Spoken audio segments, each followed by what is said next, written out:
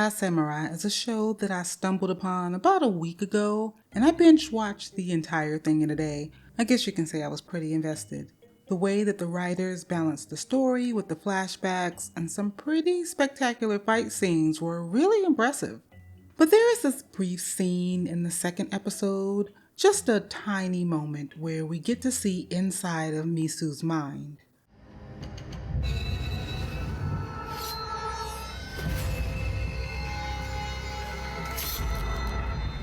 We no longer see her characteristic piercing blue eyes, but instead we see that she has brown eyes. With the swiftness, she takes the sword to the neck of her blue-eyed self and promptly ends her life. The show is all about the deep sadness and anger that comes along with being an other within the society, as well as seeking vengeance against those who are the cause of that sadness and anger.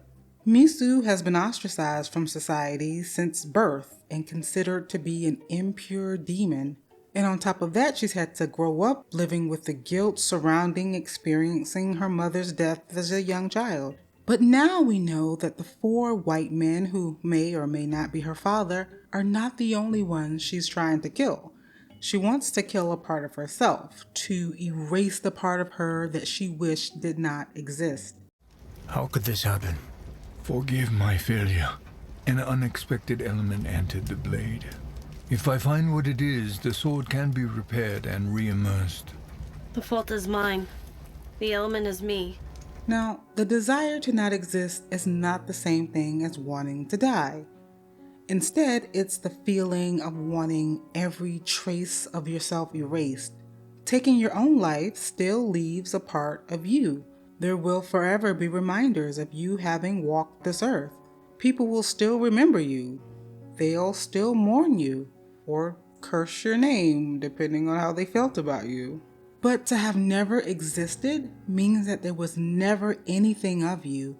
And this is an intense desire that isn't even possible to attain.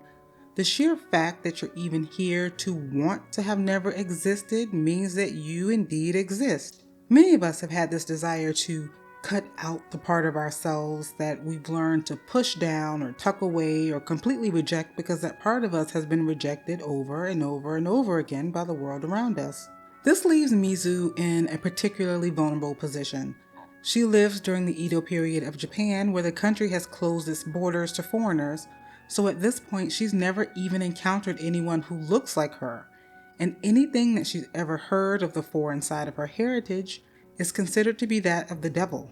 Mizu taking a sword to the neck of that light-haired, blue-eyed version of herself is an act of self-destruction that feels empowering. I mean, that is a very brutal way to take a life, to get up close and stare your opponent right in the eyes as you watch their life fade away. I don't think hate is a strong enough word to define how she feels about that part of herself. She even follows up the vision with a slight smile as she rubs her tattoo and says, Tomorrow, he dies. Because while she knows she can't actually cut out that part of her, she can cut down the parts that made her. These men are the source of her impurity and the reason she's had to live a life of shame and isolation. I have no interest in money or power. I have no interest in being happy, only satisfied. Mizu's vision is in contrast to Taigen's vision of her as an onryo, as a demon. Although visually, how he imagines her looking is quite different, in essence his vision is really no different than Mizu's vision of herself.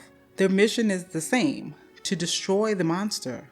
Taigen's view comes from the fear and prejudice that he's been taught about her heritage since they were children. And as far as he's concerned, Mizu is a force of evil that should not exist, and, well, she feels exactly the same way. Ironically, it's her desire to not exist that actually fuels her existence. It gives her a sense of determination and purpose and focus. After all, without her quest to avenge her and her mother, she would have very little else to motivate her in life. Navigating life has always felt unbearable, but the only thing that's more unbearable is dying knowing that her enemies continue to walk the earth. I mean, it's not like she could just live a life like any other woman of the time period. She tried that. It didn't work. Her story in some ways reminds me of one of my favorite and probably the most famous Twilight Zone episodes, The Eye of the Beholder. The story follows Janet, a woman who's undergone her 11th and final surgery to correct her appearance and make her ugly appearance normal, with her face being described as a pitiful, twisted lump of flesh. If I'm still terribly ugly,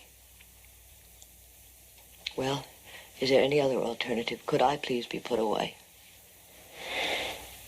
Well, under certain circumstances, Miss Tyler, the state does provide for the extermination of undesirables. However, there are many factors to be considered in the decision. Under the present circumstances, I doubt very much whether we would be permitted to do anything but transfer you to a communal group of people with your disability.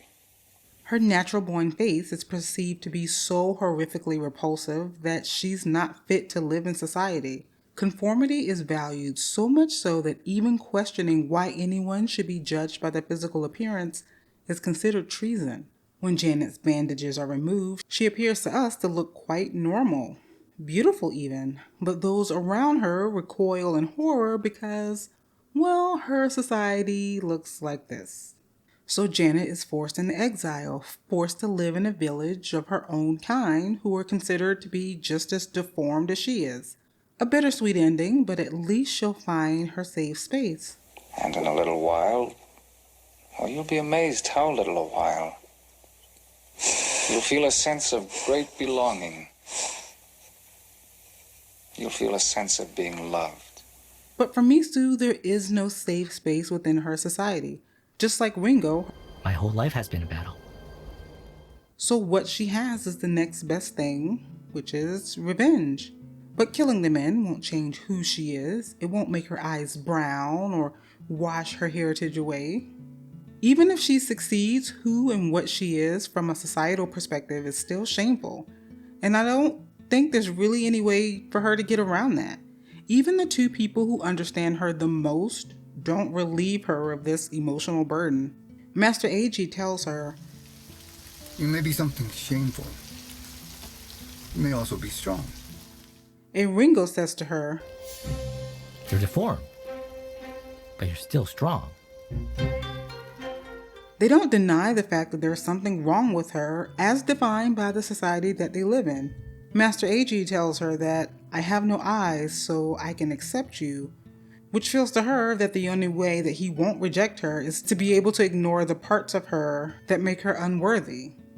And Ringo, well, it takes her a while to take him seriously, but she does eventually because he's the only one she knows that sees all of her flaws and continues to stand by her. They don't see her mixed heritage as an obstacle in the same way that she does. It's not something that she needs to get rid of, but rather something that can serve as an advantage as long as her anger doesn't overwhelm her spirit. As Master Eiji tells her, What have I taught you about steel? Strongest sword is a blend of steel. Soft and hard. Pure and impure. But at this point, when she's in her own head on top of the cliff, she hasn't yet understood this for herself. She's still on a demon's path, determined to beat out the impurities of her soul. She doesn't yet see how her impurities have strengthened her. Right after her vision, she's attacked by the fangs, and they corner her on a cliff, very similar to how she was cornered when she was a child back in Kohama. When young Taigen told her to jump, young Mizu was too afraid. However, adult Mizu is not. At the bottom of the cliff, when she recognizes blood-soaked Chiaki as the one who taught her how to fight, but then overpowered her and laughed at her, she uses his own lessons against him, hearing his footsteps even through the crashing of the waves. These are lessons she only learned from living a life of extraordinary circumstances. Because of who and what she is, she's had to adapt, which have made her stronger physically, but she still continues to struggle emotionally. The world sees me and sees a hateful monster. And Onryo. My own mother saw it too. And could not love me. Maybe they're right. And for her, the question becomes whether she can truly embrace the part of herself that she has been taught to hate, or whether she will let that hatred consume her entirely. She's headstrong. She's reckless. She doesn't hesitate at times when she should. That might not bode well for her in the end. But for right now, it does help her be a total badass. Let me know what you think. I know this is a bit different than my usual content, but I wanted to highlight this theme because it really stuck in my head and I so much enjoyed the first season. Also, I know I usually cover games, but I'm going to mix things up a bit on the channel. There are quite a few stories and other media out there that I'd like to explore as well. Maybe this will finally get me to watch Arcane. I feel like I'm the only person that hasn't, and that's a shame. Okay, I've rambled enough. I'm done. Leave a like if you enjoyed it. Subscribe if you feel compelled. I'm Journey. I appreciate you watching, and I'll see you in the next one.